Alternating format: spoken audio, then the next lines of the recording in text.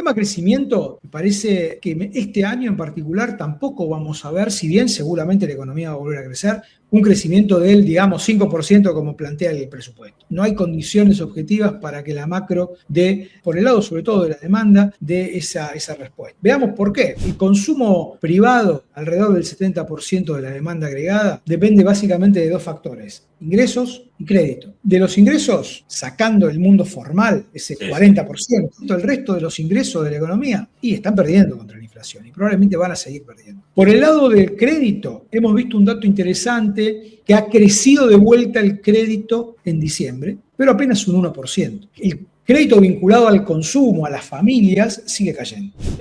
Claro. Ha crecido 4% casi el crédito comercial, el crédito a las empresas, a las firmas. Pero aún así, este 1% de crecimiento, que es un buen dato, es comparado, por ejemplo, con diciembre del año 2024, enero del año 2025, que crecías 5%, es muy magro. En ese momento, el crédito era un factor muy explicativo del crecimiento y fue parte de la recuperación, parte importantísima de la recuperación en B corta que tuvo el gobierno en términos de producto en la segunda mitad del 2024. Yo no veo eso hoy. ¿Por qué? Porque no está la liquidez suficiente, porque las familias están muy endeudadas. El crédito comercial, y bienvenido sea, sobre todo el tema del descuento de documentos, el adelanto de cuenta corriente, parece ser está recuperándose, dependerá del nivel de tasa de interés, que ha tenido una gran volatilidad.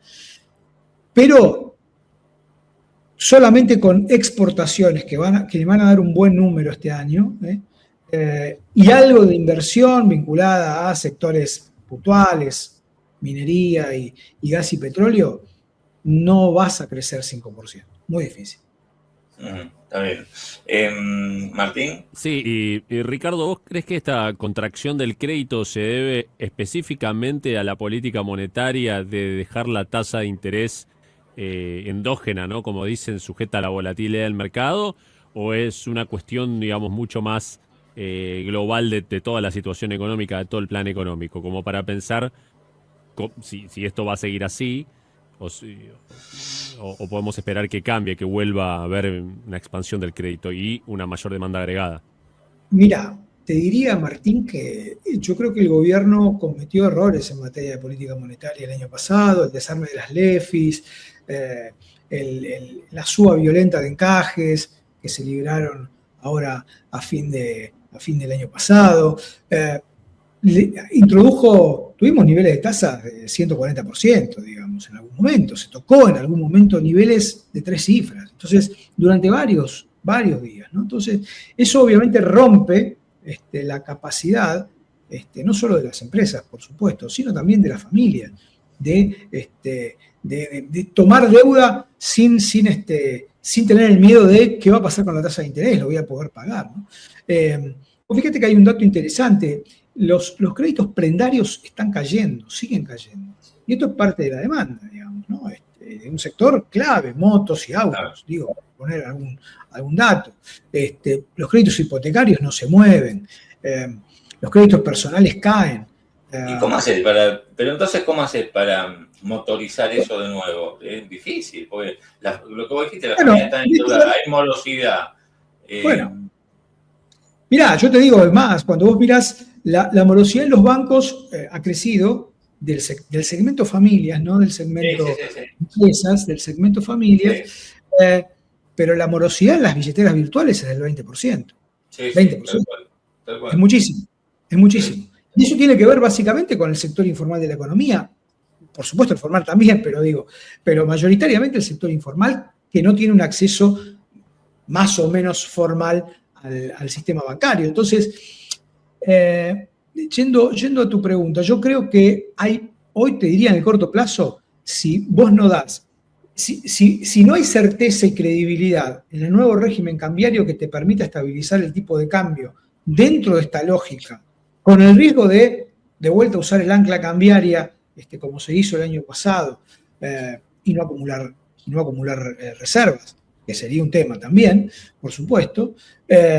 Bueno, si eso se logra estabilizar, probablemente haya una recuperación, pero no violenta como la que vimos en el 2024 del crédito.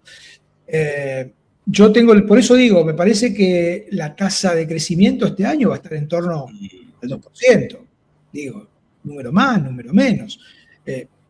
Celebremos 2 años consecutivos de crecimiento. Es difícil en la economía argentina de la última década larga, ¿no? La larga década de los 2010 y 20, ¿no? Pero te puedo cortar ahí, porque vos decís sí, que está bien, digamos, ¿no? Porque una cosa es como veníamos de hace tantos años, un año creces, el otro recesión porque devaluar, que no pase eso y pues hay que enmarcarlo como algo positivo. Ahora te hago una pregunta, que es, ¿qué crece? Porque acá lo que estamos viendo es, por ahora, la industria para abajo, el comercio para abajo. Digamos, creces, pero porque crece la minería, crece la energía, crece el campo. Sí, pero claro. Por eso digo, ¿cómo lográs que toda la economía, o sea, vuelva a crecer? ¿Entendés? Bueno, ahora ahí entramos en lo que yo llamaría economía política, ¿no? Que es creo que el gran desafío ese gran desafío que tiene el gobierno. ¿Es probable que este año volvamos a crecer? Sí. Y es probable también que con suerte no se pierda demasiado empleo y que el empleo que se pierda formal sea reemplazado, como viene sucediendo, por empleo informal, ¿no? Entonces digo, crecer sin empleo es un dato complejo, de vuelta, para las decisiones de economía política que el gobierno tiene que tomar. Ha dicho todo esto, también el gobierno dice que el mercado decida. Entonces, si el mercado decide que con este set de precios relativos, las inversiones son en sectores centrales para la balanza de pagos, centrales para el cierre del financiamiento en dólares que necesita la Argentina, como ser minería, por supuesto el campo y el gas y el petróleo, bienvenido. Ahora, el punto es que esos sectores no crean empleo a nivel agregado. Claro. Entonces, muy poco empleo. Entonces, hay enclaves en esas áreas productivas y no más que eso. Por supuesto, estabilizar el mercado de cambios, sin duda, central, clave. Claro. Es clave. Este año necesitamos... Es lo primero. Sí. Es la base. Ahora, yendo a tu pregunta inicial, ¿qué pasa con el crecimiento? Un crecimiento muy heterogéneo. Crecimiento depende para quién. Y la gran mayoría no lo va a sentir en la sensación térmica de bolsillo. Ese es el punto de fondo. Y creo de vuelta, por eso creo que el gobierno, subestimando, y esto no quiere decir volver a políticas perimidas en el mundo, como las que se aplicaron en los últimos años en la Argentina, antes de este gobierno, pero digo, miremos esto porque esto va a tener un impacto, no solamente en el crecimiento, sino también en el 2027 en probablemente las elecciones, ¿no?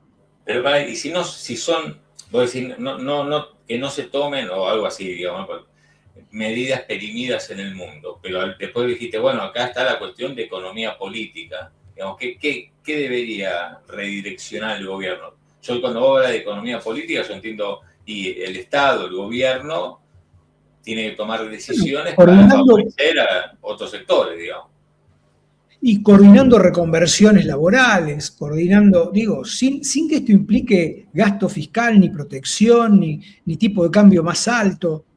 No necesariamente. Ahora, solamente, de vuelta, con la estabilidad macro, va a ser muy difícil que la economía genere empleo de calidad a la velocidad que requiere la demanda social.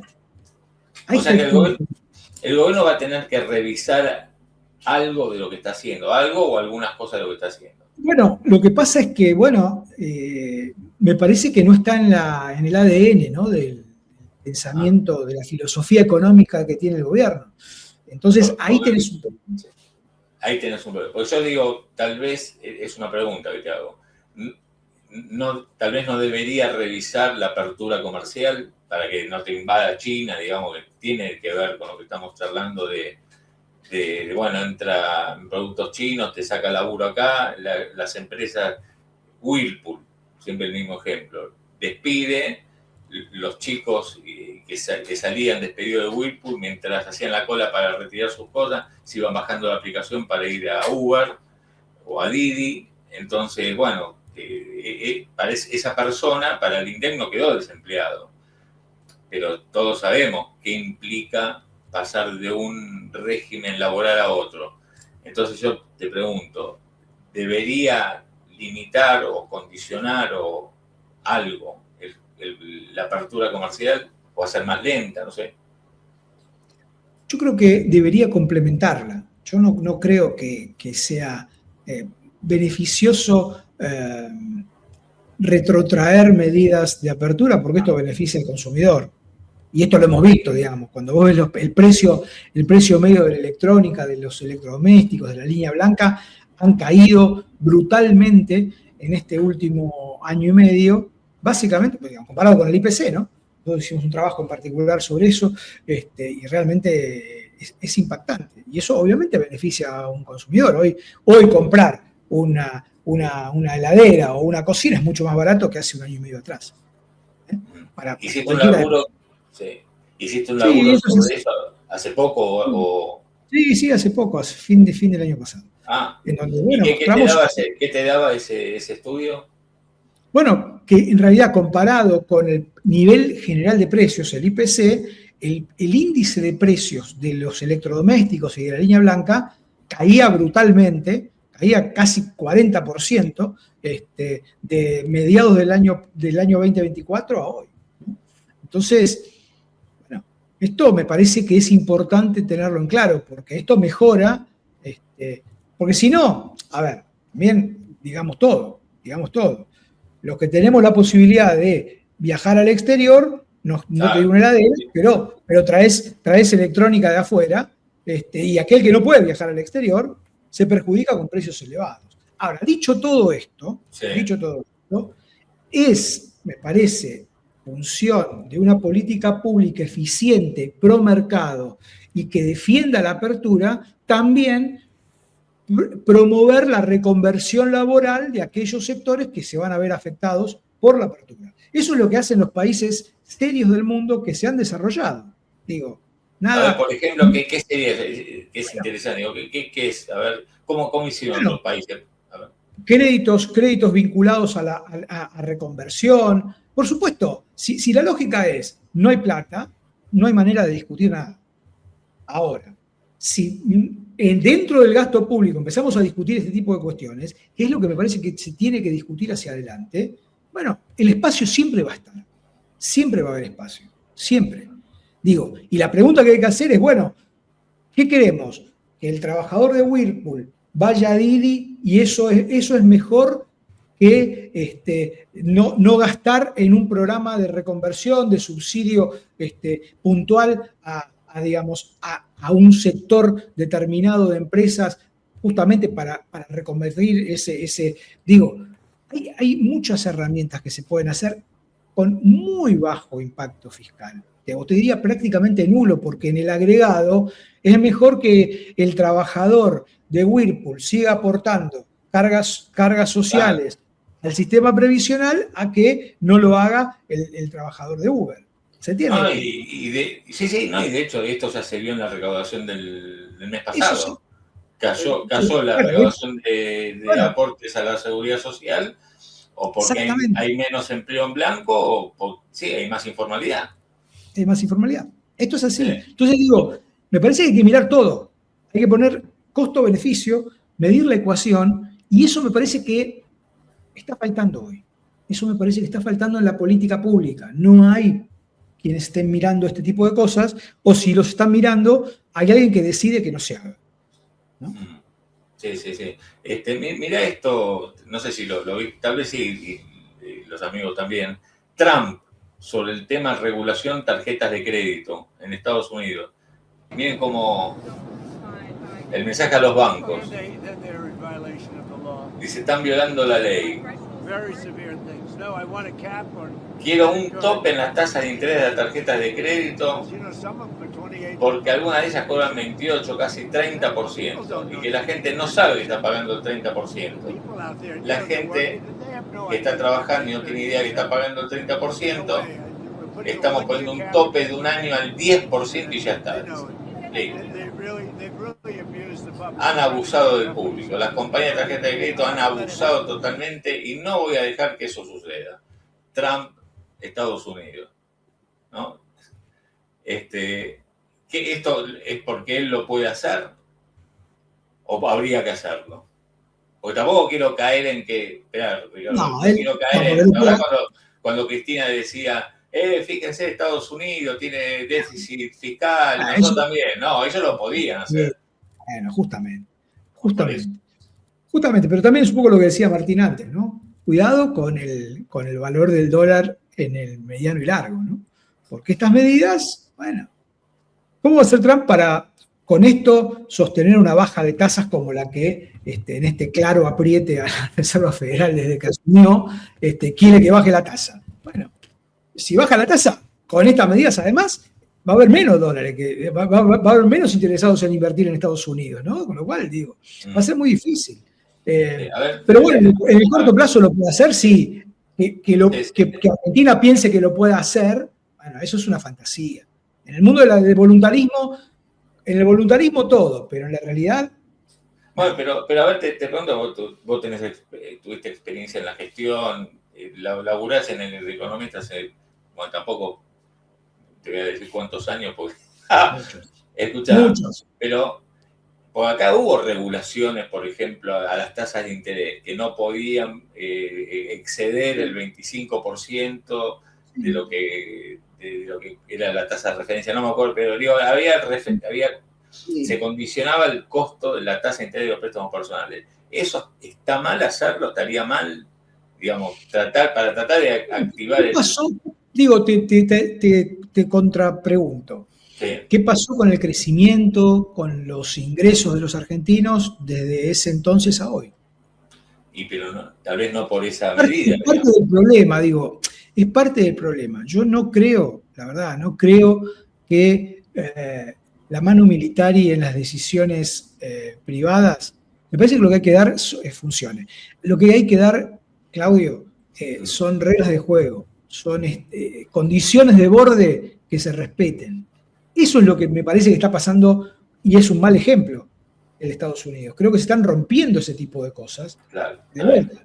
Ese es el punto. Digamos, a ver, por supuesto, con regulaciones quizá más competitivas, los bancos también, digamos, juegan el juego que les ofrecen. Hasta hace poco el principal cliente del banco era un banco era el Banco Central. Claro. ¿No? Básicamente. Bueno, ahora no, ahora tienen que salir a buscar clientes a otro lado, digamos, al sector privado, y bienvenido sea. Ahora, si aparece alguien que ofrece tasas, digamos, para brindar crédito más barato, bueno, la competencia en ese sentido va a funcionar. Más allá de que yo creo que tenemos una ley muy vieja, la ley de entidades financieras es una ley que no tiene nada que ver con la actual realidad del negocio financiero en la Argentina. Digo, cuestiones que son las que hay que discutir. Ahora, de vuelta, mano militar y alguien diciendo, le pongo un cap a la tasa, parece que no. No, solo digo esto, no quiero que se meta Martín, pero digo esto porque vos dijiste, el nivel de crédito, la familia, digo que para que todos lo escuchen, porque hay varios que dicen, no aprendes más. Yo digo esto, acaba de contar Ricardo un dato oficial. El nivel de crédito a las familias y puntualmente créditos personales vienen cayendo, caen y venían creciendo exponencialmente hasta mediados del año pasado, mes a mes. Eso se rompió. Bueno, a ver, ¿cómo lo recuperar? La pregunta es, ¿cómo lo recuperar? Estamos charlando de eso. Vos decís, y mira, el mercado lo puede regular, que es lo que piensa Milei. Trump dice, no, mira, acá tenés que meter mano militar y ¡pum! Y bueno, y en el medio habrá algo, se puede... Bueno, en el medio me parece que está la credibilidad, sí. Es la credibilidad del nuevo régimen monetario y cambiario. Si la credibilidad está, las tasas van a bajar, naturalmente van a bajar. Va a haber más demanda de pesos y las tasas van a bajar. Esto es así. Ahora, si la credibilidad no aparece, y hay dudas, hace 12 días que empezó el nuevo régimen, bueno, vamos a ver el problema. Pero, de vuelta, por eso digo, dejemos que las cosas caminen y no yo creo que lo que no tenemos que hacer es copiar de Trump las cosas malas. Y esto me parece que esto que estábamos hablando es malo. Claro. Malo, no conozco el sistema financiero americano. Yo me fijé si él decía la verdad cuando dijo del 28 al 30, me fijé, así una simple búsqueda por Google, y efectivamente las tarjetas en Estados Unidos cobran eso, digamos, y él dice, bueno, el tope de las 10. Yo creo que Argentina no tiene margen para hacer lo que acaba de anunciar Trump, por eso mismo, porque venimos de hacerlo y mira cómo quedamos en esto. Mientras tanto, hay una urgencia que es que crezca la economía, que crezca el consumo, y lo que estamos viendo, la gente está muy endeudada, la gente tiene morosidad con los bancos cuando la gente cae en morosidad no presta, los informales, la morosidad 20%, lo dijiste recién vos. Entonces, y ahora, ¿cómo salís de esa ecuación, de ese escenario que si lo dejas y no va a crecer la economía? Es que por eso la economía va a crecer poco. Es probable que crezca, porque no tenés drivers de crecimiento potentes para crecer al 5, para decirlo en términos concretos. Sí. Y bueno, y por supuesto también tenés el gasto público, que el año pasado no creció. Dato importante también, el gobierno gana las elecciones con gasto, con ajuste fiscal, ¿no? Violento ajuste fiscal. Sí. Es un dato de la política, de vuelta, de esto que estamos diciendo. Están cambiando las condiciones del mundo. Bueno, esto está pasando en la Argentina. O sea, hoy no hace falta expandir el gasto para ganar una elección, te va a decir el gobierno. Y es cierto. Ahora, también eso es cierto que también si el gasto no crece, el crecimiento no, que es uno de los combustibles del crecimiento, tampoco va a crecer. Sí, Ricardo, el esquema monetario anterior o el esquema cambiario anterior tenía muchas críticas o observaciones, digamos, profundas e intrínsecas, ¿no? Como un pecado original, ¿no? Algunas cosas de la banda yendo a un porcentaje fijo, con la inflación yendo a más del doble de ese porcentaje, etcétera. Ahora que se realizó el cambio justamente del techo de la banda respecto a la inflación, ¿vos crees que, al menos en lo teórico, el esquema está bien calibrado o tiene algún pecado original como tenía antes? No, creo que es un esquema mucho más realista que toma en consideración que el atraso cambiario no es la receta para que la inflación baje, porque genera muchos más costos que beneficios. Vos tenés transitoriamente una baja de inflación, como tuviste en mayo y junio del año pasado, pero después la inflación vuelve y vos te quedaste sin reservas y tuvo que llegar el Tesoro americano, como hablamos antes. Entonces, yo creo que es mucho más realista, Martín, este esquema. ¿Y habría alguna otra cosa? ¿Vos creés que, porque estamos hablando de la credibilidad, no parece el centro de la cuestión, es la credibilidad en el esquema, la que podría hacer que haya demanda de pesos y por ende que baje la tasa y por ende que suba el consumo? Entonces, digamos, ¿vos creés que puede tener credibilidad o hay alguna cuestión que queda ahí que lo hace poco creíble? Hay más chances que sea creíble, De vuelta, cuando uno mira las perspectivas de pagos o de vencimientos de deuda que tiene la Argentina en dólares hasta marzo son muy bajas, como decíamos antes. Tenemos una capacidad de oferta potencial, producto del agro, también interesante hasta finales de marzo, y esto de alguna manera hace que el mercado de cambios no tenga a priori que sufrir demasiados impactos. Ya pasó la demanda estacional fuerte de los turistas argentinos en el exterior. Ya parece difícil que la compra de divisas, la FAE, sea 5.000, 6.000 millones de dólares, como fue en los peores momentos previos a la elección de octubre. Difícilmente sea 1.000 millones como fue también en noviembre. Pero bueno, entre 2 y 3.000 millones es un número muy lógico de dolarización de los argentinos que no tenemos cepo. Y esto me parece que se puede administrar. Si es así, si es así, probablemente haya un lento proceso de remonetización que permita que la tasa baje y que el crédito lentamente se restituya, no a la velocidad, insisto, inicial que permitió el crecimiento en B corta del segundo semestre del 24. Sí, te hago la última mía. Cuando el gobierno dijo, Caputo, digamos, se comprometió, Bausili también, comprar reservas, ¿no? Dijeron 10.000 millones por lo menos como referencia. Primero te quiero preguntar si vos crees que lo pueden lograr, y segundo, si cuando empiecen a comprar dólares de la cosecha, lo van a hacer a este dólar, que nosotros al principio hablábamos de que el gobierno lo defiende, o lo tendrán que comprar un dólar más alto, digamos, en términos reales, ¿no? De vuelta, si vos le querés dar credibilidad al nuevo régimen, tenés que hacer eso. Sin duda tenés que acumular reservas. Acumular reservas. Tenés que acumular, y para acumular reservas necesitas un tipo de cambio que no pierda contra la inflación, naturalmente. Esto es la ABC, lo más básico que deberías hacer. Cosa que no hizo el gobierno.